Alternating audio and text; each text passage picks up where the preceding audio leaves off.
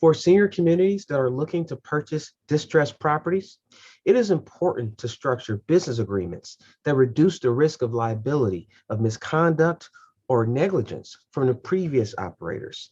So in this video, we review a claim of negligence against a senior care community in West Virginia that also named the incoming operator. We review how that was resolved and what we can learn from this case.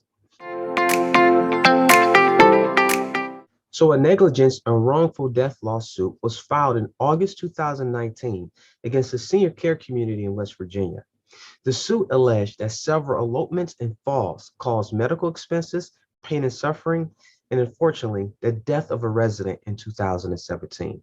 So the community filed for Chapter 11 bankruptcy protection earlier in that year, but shortly after the resident's death, a bankruptcy court allowed the senior care community to enter into a transfer agreement with the new senior care community that took place in 2018. And at that time, the community was renamed.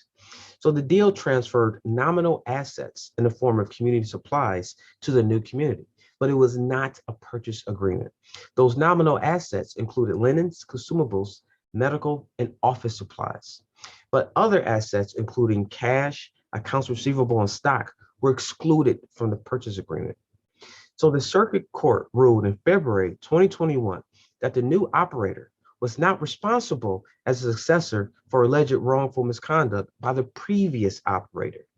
And the Supreme Court of Appeals of West Virginia agreed with the lower court ruling and found that the new operator merely assumed operations of a failing senior care community, and that merely hiring a former operator's employees and serving as prior clientele is not sufficient to render a new operator a successor of the former operator.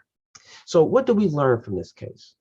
We learned that when assessing potential liability risk of purchasing a senior care community, the incoming operator must consider the structure of the transaction, and an agreement must be put in place to protect themselves. And that was the case in this court case here. If you have any questions about protecting your liability and your risk from purchasing a new senior care community, please do not hesitate to contact me. Stay safe.